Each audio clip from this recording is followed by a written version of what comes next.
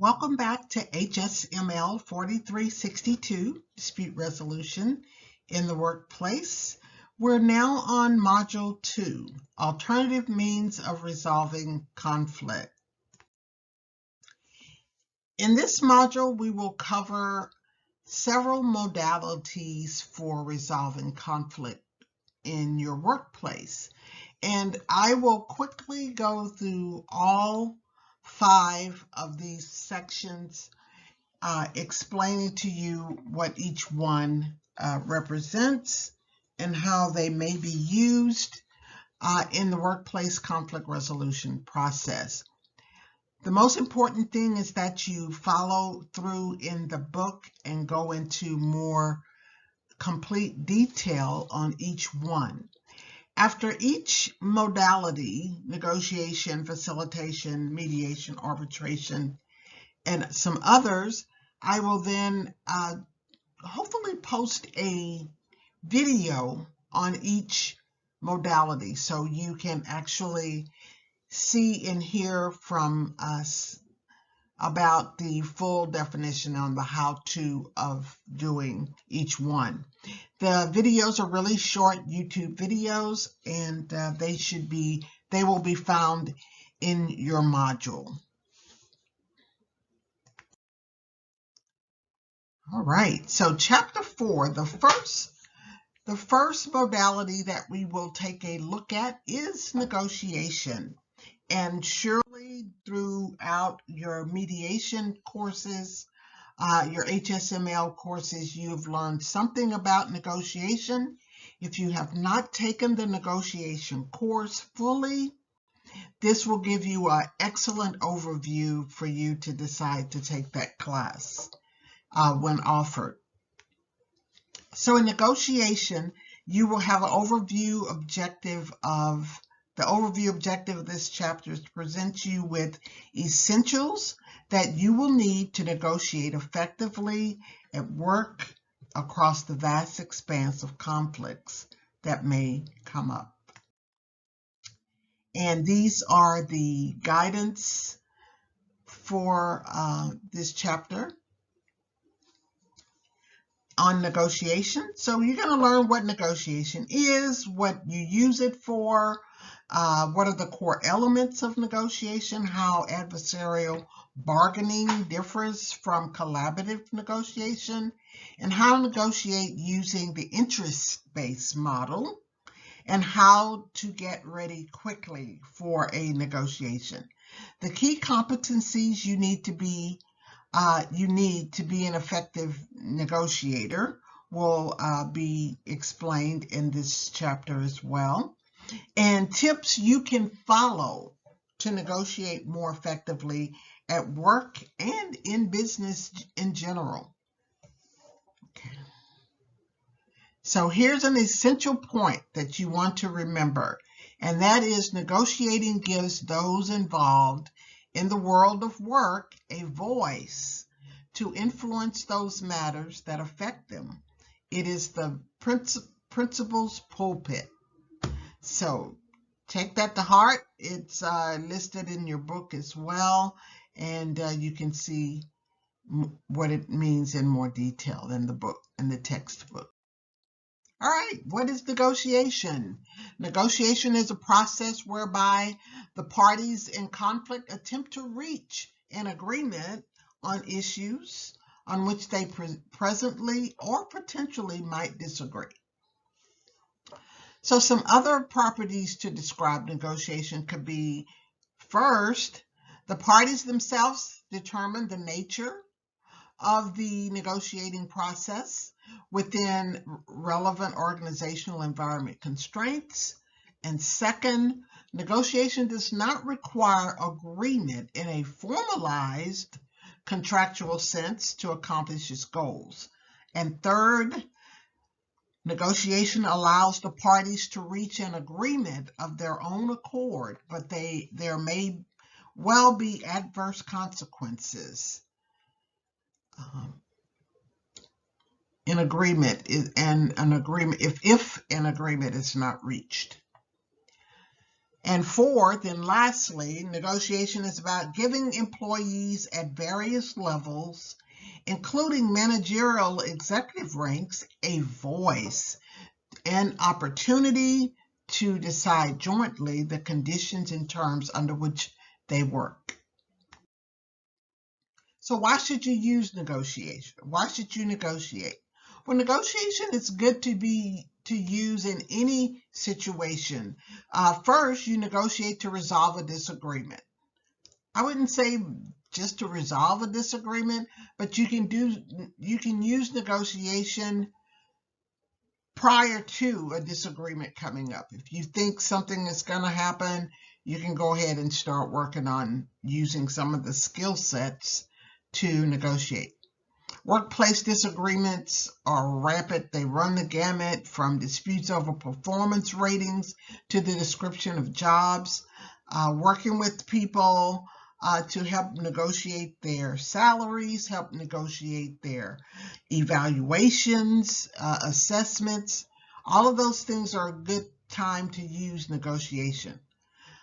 Negotiation to reach agreements that will prevent conflict. That's what I was wanting to say under number one, but it comes in at second. You negotiate to reach agreements that will prevent conflict. Third, you negotiate to avoid the serious consequences of not giving employees a voice or an effective alternative to more disruptive and unproductive behavior. When should you negotiate? This is a good one.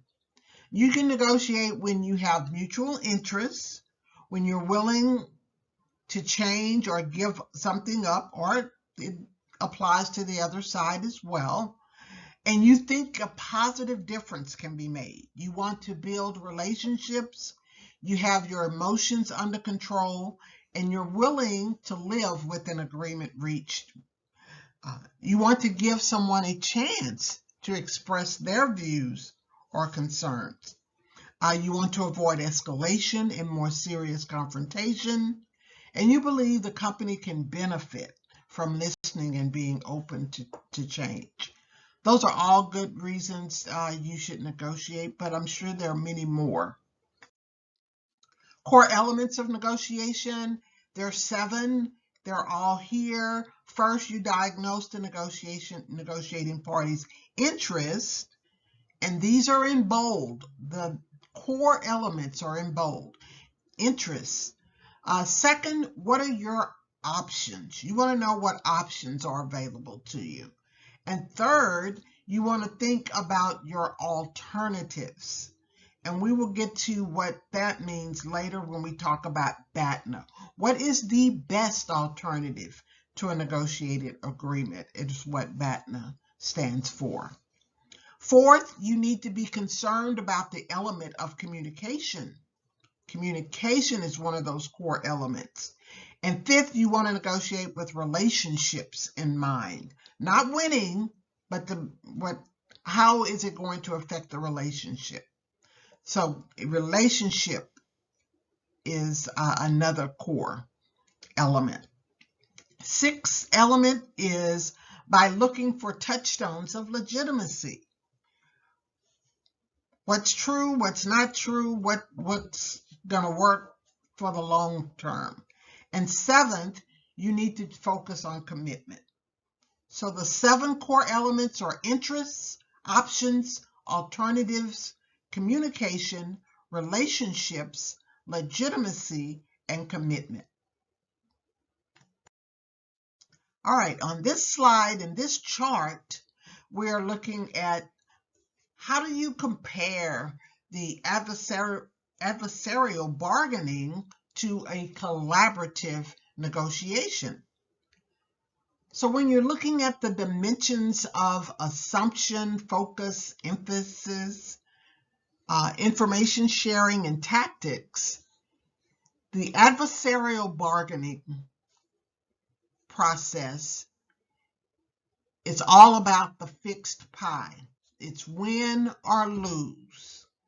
But when you're looking at the assumptions from a collaborative negotiation space, you're looking at how you can expand the pie and go for a win-win rather than a win-lose. When you're focusing on negotiation, the adversarial route is winning position. That means no matter what, you want to stay in your position and you don't move. But the more collaborative negotiation, you're looking at satisfied mutual interests. You want to look at your focus plus the focus of the other party. Under emphasis, the adversarial bargaining is only looking at the outcome. What's in it for me? And then the collaborative negotiation is looking for the relationship and the outcome. You want to get an outcome, but you want to maintain the relationship. In information sharing, under the adversarial bargaining, it's more strategic and selective, whereas the collaborative negotiations are more open and sharing. And tactics that you can use in these bargaining situations under adversarial is hard-nosed, aggressive, dominating, and borderline, whereas the collaborative negotiations are more probing, more listening, more brainstorming, and it's not listed, but more questioning is a good thing to have. So the key principles of interest-based negotiation, which sometimes called IBN, is people, interests, options, and criteria. And this was adopted by or invented by Roger Fisher and William Ury in the book Getting to Yes. I don't know if that was a required book in the mediation course, but when I taught the mediation course, it was a required text. If you want to get that book, it should be pretty accessible to you. It's a full book on just nothing but negotiation. So when they talk about people, what they're emphasizing is that you separate the people from the problem. Don't just go right in on the problem and let's fix the problem, but you want to separate the people. Find out their interests, what their goals are, what their options might be. On the interests, you want to focus on what their interests are, not just the positions that everyone is in. You want to get people off of the position and more towards collaborative interests. What do you have in common? And then options, you want to generate a variety of possibilities before deciding what to do.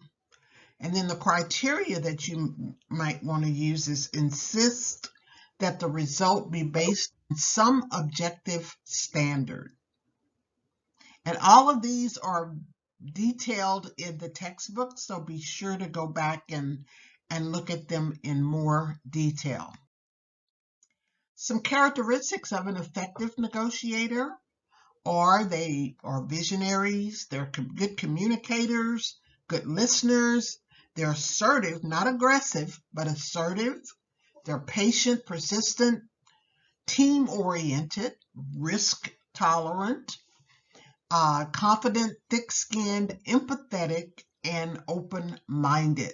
These are all great characteristics as written by Chester Carras, who has just been the guru on negotiation, and he has a lot of books out as well if you wanted to explore them and use them for your research. Key tips on negotiating at work. At work, outside of work, anywhere. The key tips to negotiation is you prepare, prepare, prepare. Use considerate responses. Broaden your networks. Deflect attacks. Refrain. Be flexible. Identify agreed upon standards. Emphasize relationship. accept responsibility, be creative, and be patient. Again, these are all detailed in the text, so be sure to go and cover each one separately. So your video on negotiation should be up, and it's about 8 minutes and 46 seconds of video that will give you a great overview of negotiation. All right, the next chapter is for chapter 5, facilitation. We will cover that real quickly. There are the objectives. In this chapter, you will appreciate how you can use facilitation to prevent, resolve, and work through conflict. You will know better how facilitation can be used generally in your organization to achieve these goals. You will also be more attuned to how important facilitation is to your professional and managerial roles. And the outcomes or the things that you will want to be aware of, or what is facilitation. We're going to cover the definition. We're going to look at how does it differ from any other ADR technique, and what are critical steps to effective facilitation, and what some effective facilitation tools are, what competencies should you look for in a facilitator, and how to measure the results of facilitation, how to measure the costs of facilitation. Right. So there are two observations that are noteworthy when you're looking at the facilitation in an ADR perspective, because there's facilitation that could take place in a lot of different areas, and we're going to look at those, how it differs from other ADR techniques. First, facilitation focuses on information sharing and processing as means of moving the principals toward resolving their workplace conflict or reaching an agreement. And second, using a set of more or less standard tools, facilitators can operate in a variety of workplace contexts and deal with a wide range of conflicts. So this chart shows you the dispute resolution methods that could be used. What are the principal control over the outcome, whether they're high, low, or moderate, and then the focus on the outcome or the settlement, and the focus on the process, conflict prevention, and early resolution. This is a great chart. It's also in your text, and it goes in. It is fully explained there. But the good thing is that negotiation, the principals have the highest control over the outcome. And then they have the highest control over focus of the outcome of the settlement, and low to moderate focus on the process. And then conflict prevention is very high. When you're negotiating, that should be your first option of resolving a conflict, and conflict prevention is high, and you will more than likely have a higher higher chance of resolution. Facilitation, now this one involves it's very high when it comes to the individual that is the facilitator. They have more control over the process, over the outcome. But actually, the focus on the outcome and settlement is really low, because that's going to be up to the parties that are actually in the facilitation, that are participating in the facilitation, because their outcome should be high on what they want the settlement to look like. The focus is high because they're going to be strictly focused on process. And when we get into facilitation, you will see it is all about process. Mediation It's moderate to high when it comes to the principal's control over the outcome. Usually the mediator is that third party, neutral, or in the middle that tries to help the parties have the highest control over their outcome and the highest control over their settlement, and the mediator as the guide. The mediator here, though, is very, very high on process. They own the process, the people own the problem, is the way I put it. So keeping that in mind, you will see that in mediation, as in facilitation, the third party neutral will have the highest effect on the process. And the conflict prevention, if you do mediation early rather than later in the conflict, it could be prevented. But in most cases, people don't make it to mediation until they've tried a lot of other techniques. And the early resolution here is moderate. Arbitration, the principals have very low control over the outcome, because you've got that one person or that panel of people in arbitration that's going to make that decision for them, so that they don't have that much control over the outcome or the settlement. The settlement is high because the arbitrator is going to settle it for them. The focus on the process is low. The arbitrator, and usually a panel, will be in charge of the process, which is really formal and to the point. So it's really low.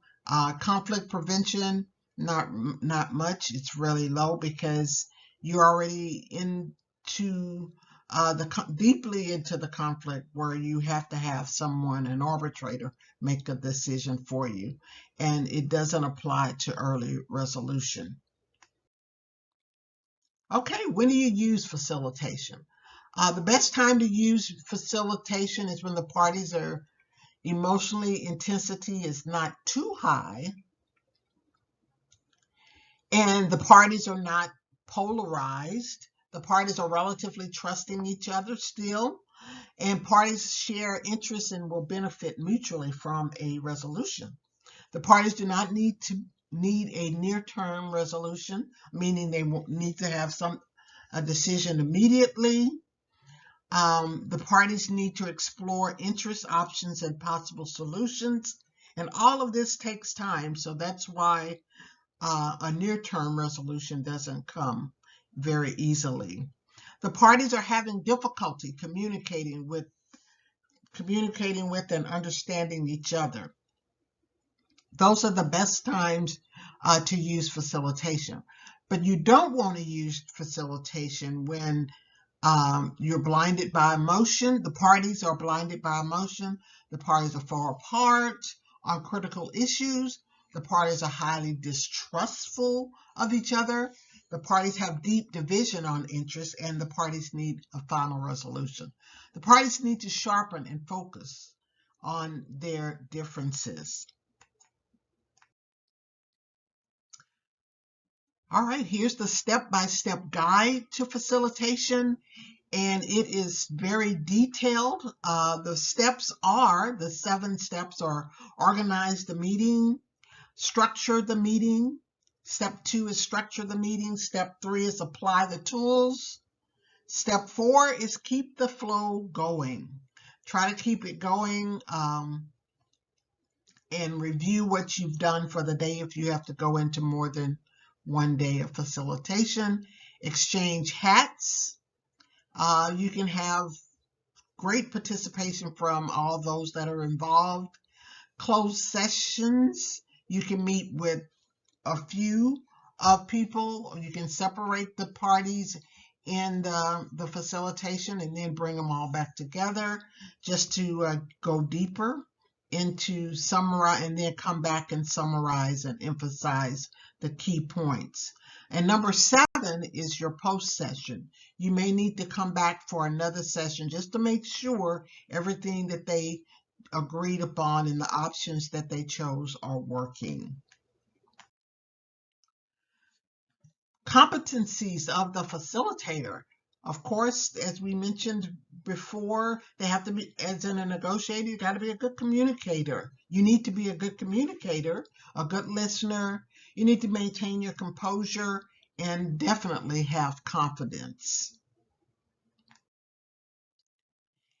And there will be a video that you will watch, a YouTube video, which is about 4 minutes and 24 seconds, that will cover Facilitation 101. And hopefully you'll get a better overview from that video. All right, our next chapter 6 is mediation. And if you have done the prerequisite for this course, this will be an easy one for us to get through because mediation is one of the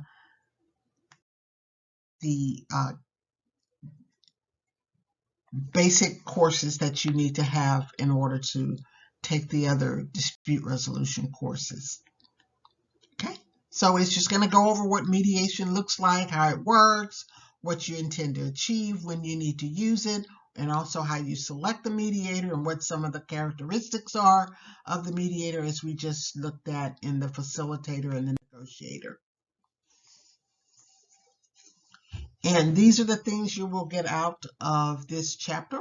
One of the things that you may not have discussed in your basic mediation course is the difference between transformative and traditional mediation. We will take a look at that. How do you measure mediation results?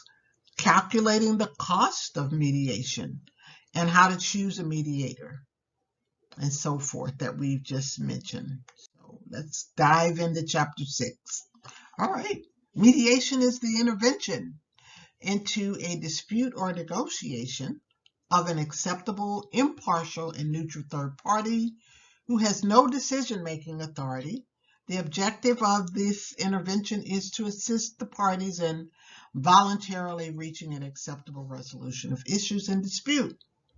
Mediators differ in degree of directiveness or control while assisting disputing parties. Some have called it directive type mediation and some more informal type of mediation. So it just depends on how direct you want to be or how more collaborative that you want to be in the mediation. All right, comparative advantages. What is the mediation edge? Well, it helps save money, it avoids cost, removes barriers, it promotes communication, renews energy, it's non-legalistic. However, in some cases that have advanced to a legal issue, then there may be some legal ramifications addressed in the mediation. But for the most part, if you want to do it early at the front, mediation is very helpful in avoiding any legalistic review or movement. All right, it's speed. It can happen very quickly. You can have a mediation early on, get it over with, and the parties can reach an agreement and move forward. It encourages creativity. When you've got someone, an arbitrator or a judge, making a decision for you, or a jury, you don't have that opportunity or that chance to encourage creativity. It promotes mutual understanding, and it preserves parties' roles. And so all of those are broken down in detail in your textbook as well. So please be sure to cover those as you read through the text. When not to use mediation. This one is pretty cut and dry and to the point. Issues are too emotional to discuss calmly. Parties are psychologically exhausted. Parties' relationship is important. want to solve the problem and address issues, face difficult communications barriers, want to avoid formal proceedings. They're willing to explore options, fear direct confrontation without the other's presence, and have cultural barriers or differences, and understand the mediation process. That's the best time to use. Those are the considerations for when to use mediation. You really shouldn't use mediation, or considerations not to use mediations, or when the parties want a final and binding decision, when they are not interested in addressing or solving problems or issues. They're highly imbalanced. The parties are highly imbalanced. Conflict involves issues of salient principle. The parties want to set a precedence for the future. So going through the court process, the court system will allow for that.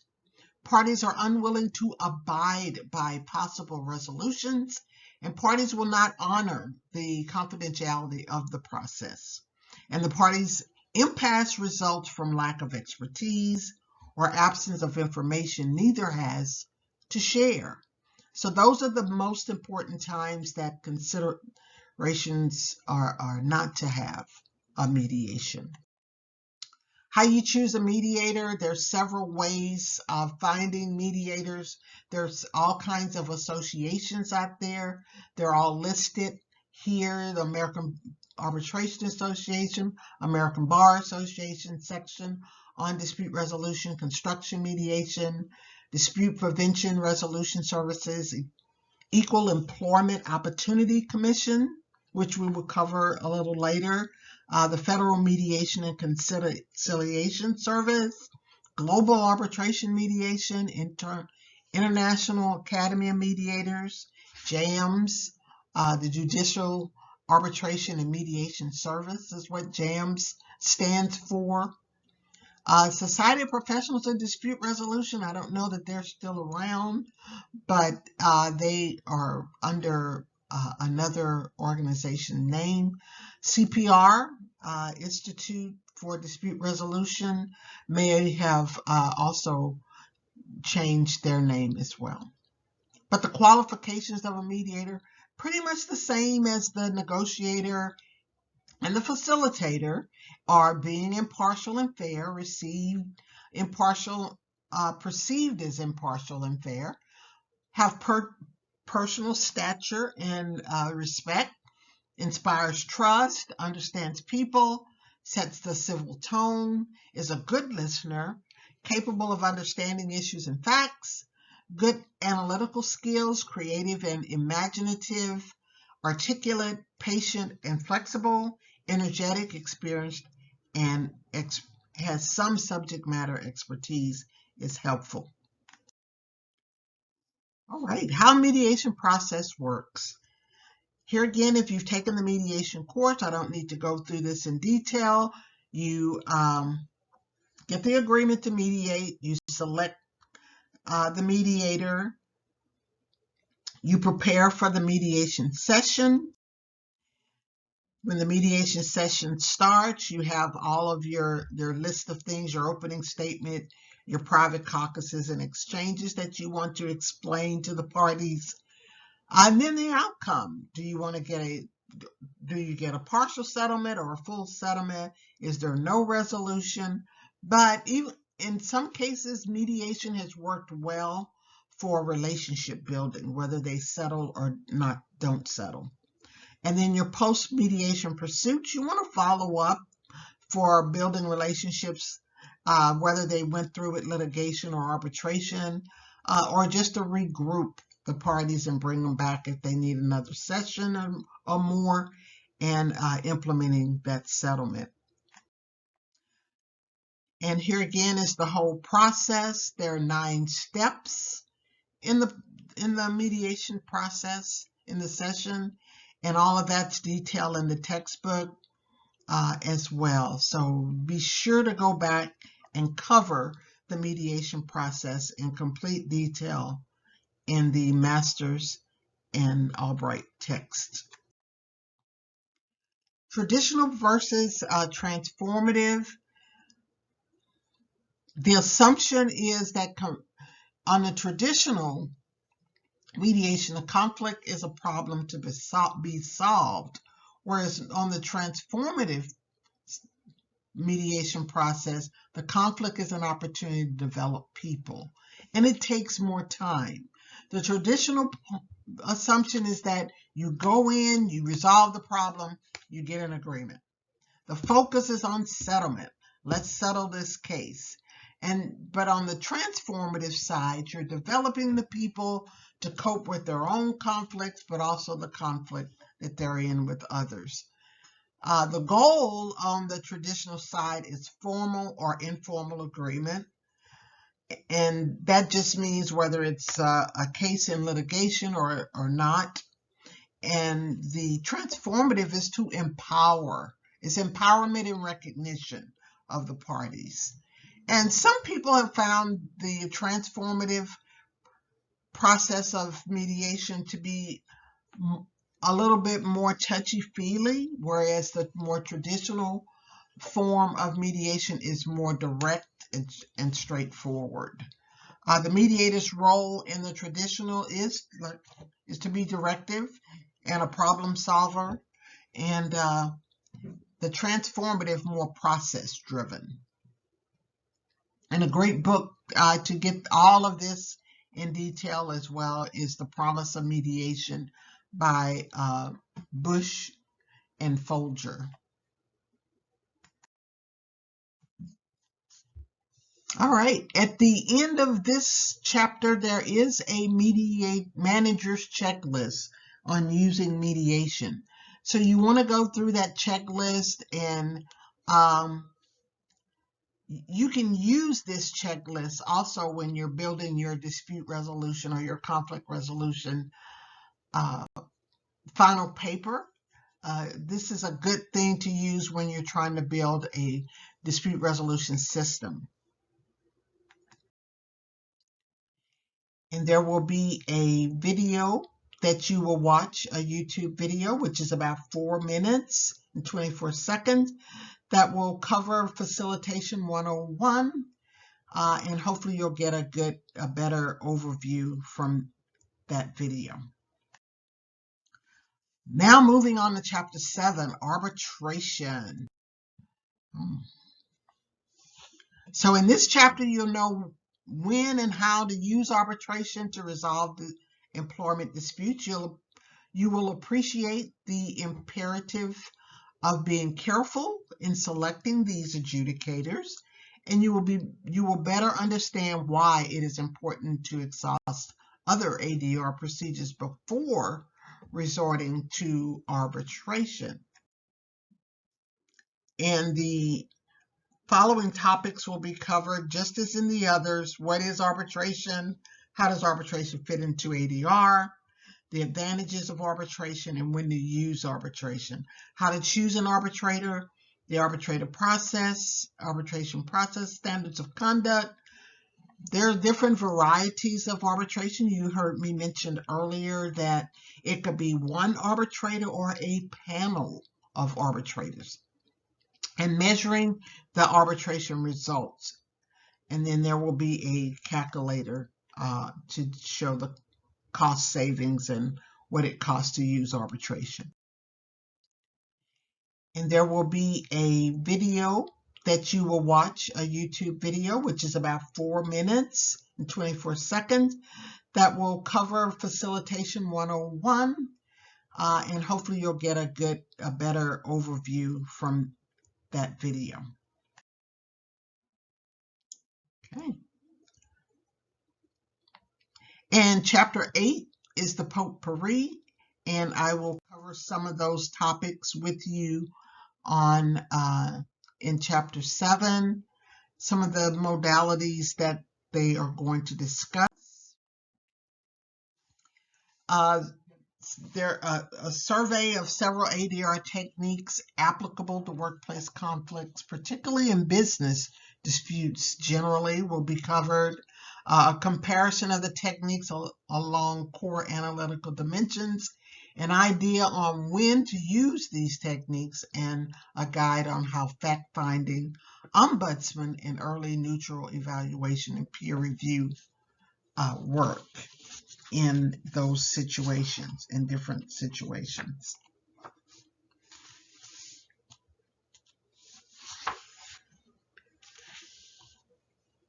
So I'm going to cover quickly just some of the potpourri techniques, that ADR techniques that can be used. Okay, the first one is conciliation. It involves building a positive relationship between the parties to a dispute, and a third party or conciliator who may or may not be totally neutral to the interests of the parties may be used by the parties to help build such relationships. Dispute panels use one or more neutral or impartial individuals who are available to the parties as a means to clarify perceptions, fill in information gaps, or resolve differences over data or facts. And the panel reviews conflicting data or facts and suggests ways the parties can reconcile their differences. And then there's the early neutral evaluation.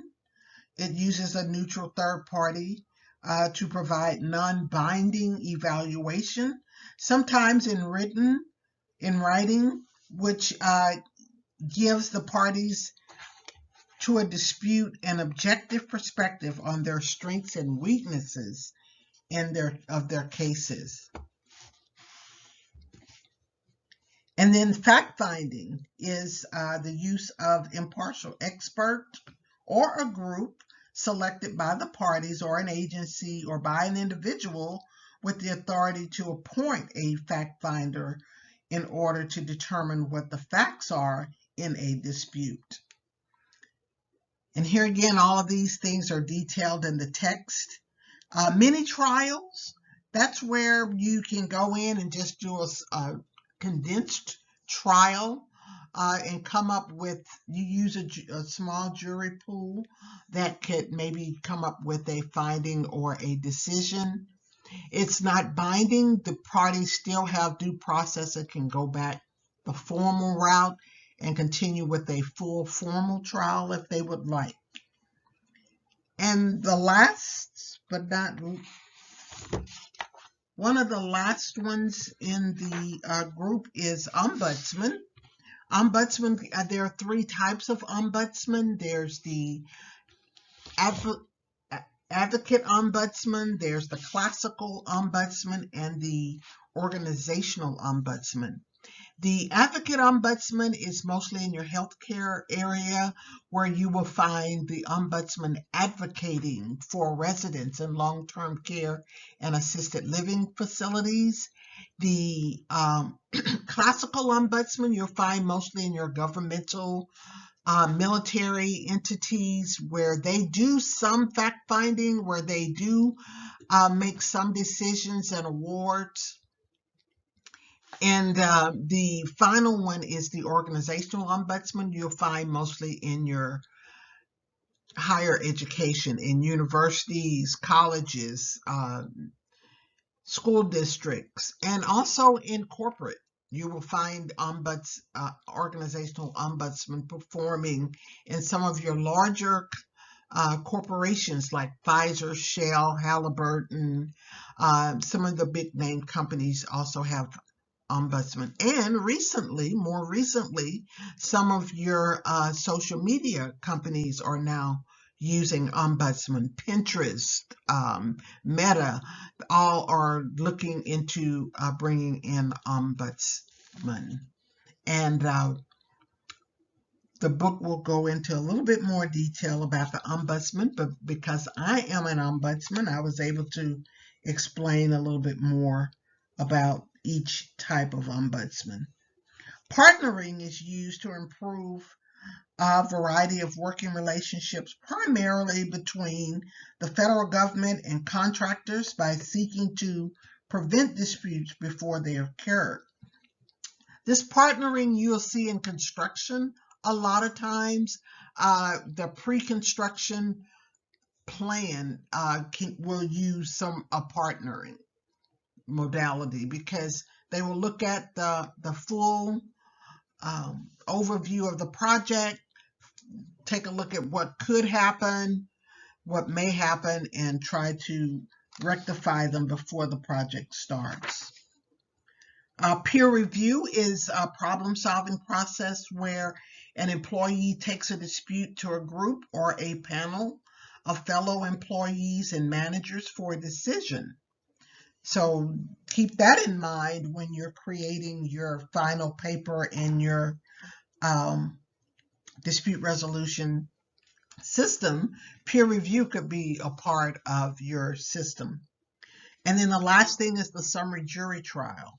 It's much like the mini trial, that it's a condensed trial that will look at how might a formal jury view a case. They get the whole look of a real trial, but it is just condensed. Sometimes half day, sometimes a full day, but it doesn't take weeks and months like some trials may take. So that's why they call it a summary jury trial.